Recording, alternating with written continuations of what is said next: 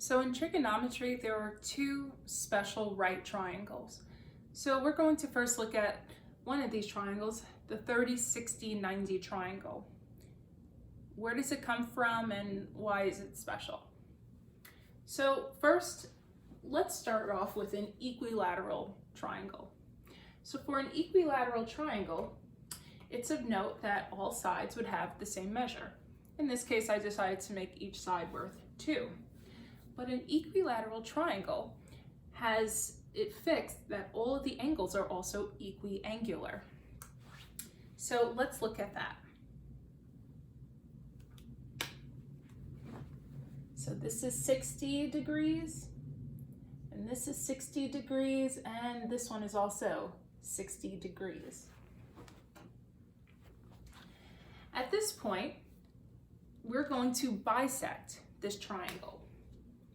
And when we bisect the triangle, for an equilateral triangle, the altitude is also the same as its perpendicular bisector. So it's going to cut these into two congruent parts that form a 90-degree angle. So I'm going to take one of those halves and we're going to examine it here. So now, if you'll notice, the hypotenuse is 2. And since we cut it in half, this portion here is going to be 1. The side is still 60 degrees.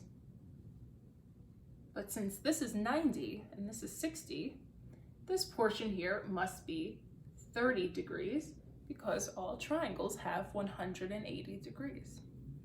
So how do we figure out what that missing side will be? Well, if you remember from the Pythagorean theorem, a squared plus b squared is equal to c squared as it applies to right triangles. So we can say that, actually let me put it over on the other side here. We can state that 1 squared plus b squared is equal to 2 squared. Now this is the same as 1 plus b squared is equal to 4. And b is equal then to 3. B squared is equal to 3. Now, in order to solve for b, we have to take the square root. Now, oftentimes when you take the square root, you assume the positive and the negative. However, since we're talking about distance or a side length, we're only going to assume the positive. So b then is equal to the square root of 3. So it follows that this is equal to the square root of 3. And if you'll notice something pretty interesting with the side lengths, notice how the side that's opposite 30 is 1 and the side that's opposite 90 is 2.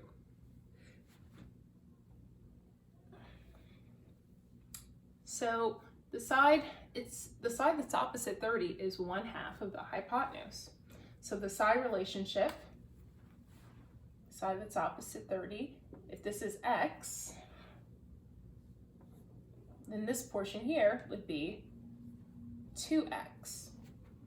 And I really could also just add a times 1, and that's not changing anything. And I could also put a times 1 here, and that wouldn't change anything either. So if the side that's opposite 30 is 1, the ratio is for 60 is x times the square root of 3.